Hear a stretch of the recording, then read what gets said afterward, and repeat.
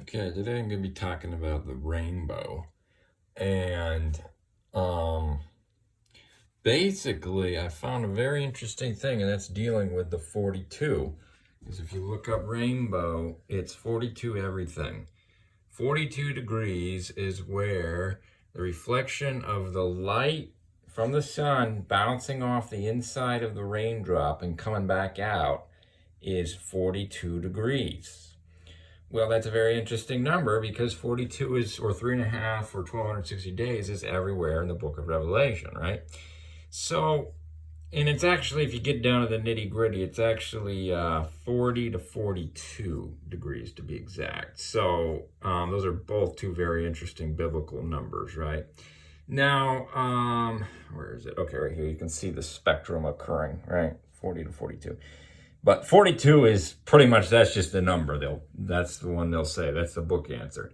So basically, another way to put it is to reflect the rainbow, the Son of Man, Yeshua, his righteousness, or whatever, you have to go through the 42.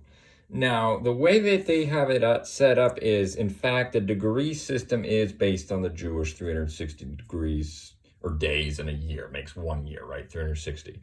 So that's why you hear 360 is one full turn, or 180 is half a turn, right? Same thing with compasses and all that too. So anyway, what's going on is that you have the 1 degree day equals 1 day. So you could say that's Moses on the mount for 40 days, right? And then you could also say, he got the 2 tablets, right? After 40 days, he got the 2 tablets. So you could say, okay, that's 42. There's also 42 stations, including where the Israelites left off and where they ended is from the Exodus. If you look it up in Numbers, there's 42 stations, right, in the wilderness, right? So if you want to say it's 42 days or 40 days, be my guest. But the idea is it's 42, okay? And that equals the rainbow. So that would be going through the trial and tribulation, right? So that's why everything's rainbow and 42 related, apparently. So there's more than, one reason for it. So anyway, so I started thinking about the seven-horned lamb, because that's, if you look up the word for horn in the Bible, it's actually a ray of light would also be considered a horn. That's why Moses had you see 2 horns coming from his heads in the sculptures. That just means because when Moses came down, his face shone, rays of light, right? So a ray of light, if you have the Son of Man clothed in a rainbow, that's the 7 horns, or the 7 rays of light, right?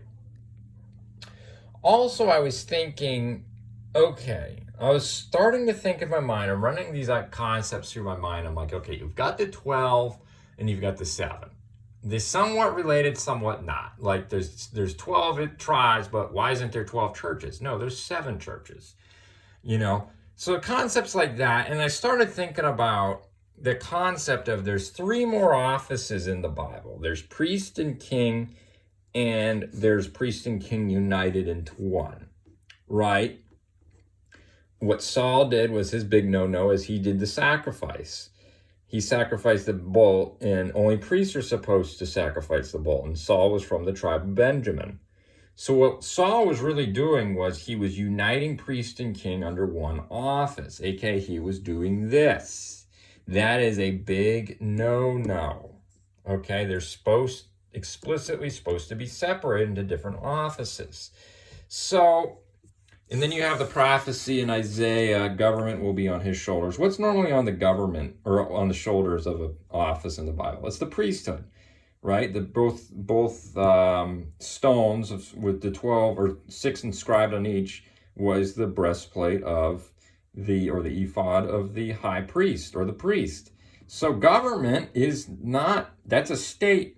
So it's saying priest and king will be united under the Son of Man. That's exactly what he did. You had the 24 courses when the Son of Man went to heaven, Revelation. The 24 elders gave their crowns. There was the 24 courses that King David set up, and John the Baptist was from the 8th course. It says it in Luke, I believe. And John the Baptist's dad was a high priest or a priest, and he saw I think it was Gabriel that told him about the They're the coming of the Son of Man, right? So, long story short is the 24 elders were the priesthood, giving their crowns, aka priesthood, to the Son of Man after he arose from the dead. That's what that's talking about, okay? So they're uniting. The Son of Man, a lot of people think was Melchizedek pre-incarnate. Other people say, I've heard Shem as well. It's also interesting that you had Shem, Ham, and Japheth. You had these three, right? So, and it says Japheth was to dwell in Shem's tents. So if Shem's the priest, Melchizedek, well, maybe in a tent could be a tabernacle like that, right? Interesting concept, either way. So my point is the Son of Man united the three offices. So again, priest, king, and that third office is of them both are combined, okay? Also, you could say night is priest and day is king. Why? Because blood, priests deal with blood, and kings deal. Primarily think about the 12 loaves of showbread. And that's on the north side. That's the congregation of Israel. So that'd be the kingdom. Whereas the reason, so this is where you're getting into the 7, is on the south side. That's Egypt, that's night. And then you had, obviously, priests deal with blood, and which color's blood? Typically the red or black as it ages. And then loaves, the showbread would be white, right? You think about the Son of Man with the breastplate on, with the 12 tribes, 12 loaves of showbread getting their identity within the one. And then David, King David, also ate of the showbread, right? And they accused Jesus of the same thing. He's like, listen, you can eat of that under certain, it was more or less, he was Lord of the Sabbath was the context of that. But either way, you had the King David eating of the showbread. That was only for the priest. Either way. So, and King David was a type of Jesus. So maybe that's why he got away with it and Saul didn't. I mean, they're two different things, what Saul did versus what David did. But either way.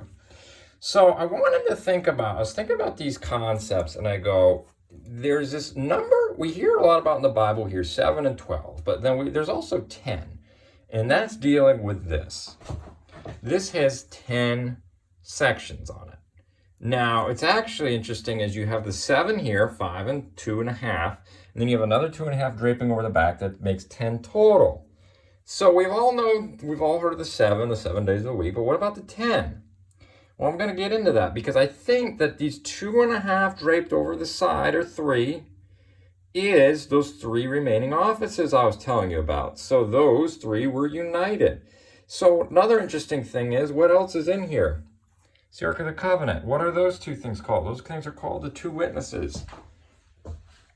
Right? Priest and king.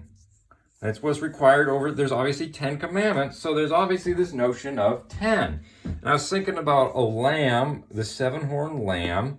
Well, typically lambs have 2 horns. And we all know that Revelation 13, the land beast with the 2 horns stand for priest and king or church and state.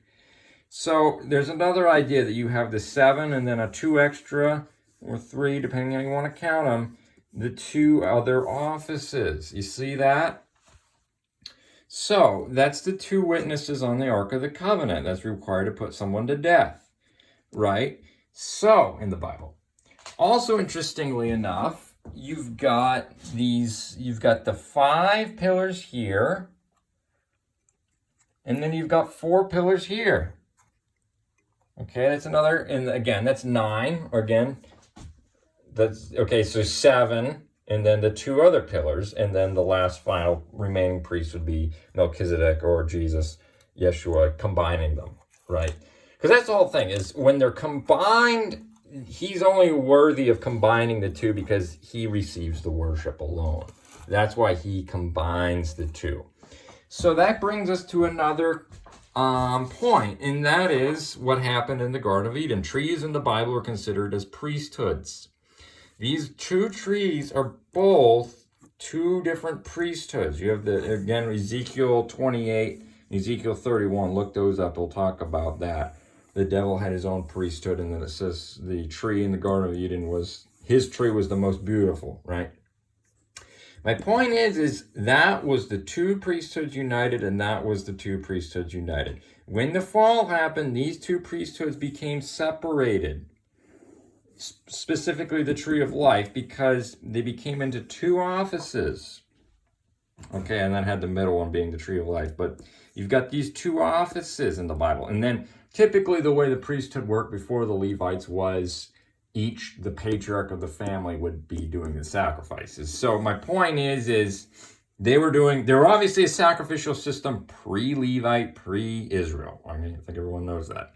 So, also interestingly enough is devils also got this concept of church and state, just like we have the priest and king over here.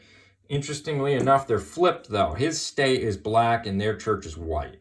So we talked about this earlier, state is now day, because what's stronger than state? It's the sort of the church, right? So anyway, that's a whole nother topic that they're flipped. But what I want to stress is, I go, why three? Why three horns of the 10-horned or the 10-toed beast? Well, now we're starting to understand that third horn, the little horn with the face of a man, was combining these three horns that we talked about over here into one office. Why do you think you always see the eye within the triangle? The eye equals the 7 colors, because what's in the back of the eye? You have the cones, right? And then you have rods for night vision. These are the low light situations. That's why when it's dark, you don't look directly at something to see it. You look to the side. Why? Because you're using your night vision, quote unquote, and that's your rods. But then the cones are for color. That's directly at the center behind the eye. So my point is you've got the 7 and the 3. You see that? Well, that happens to be 10.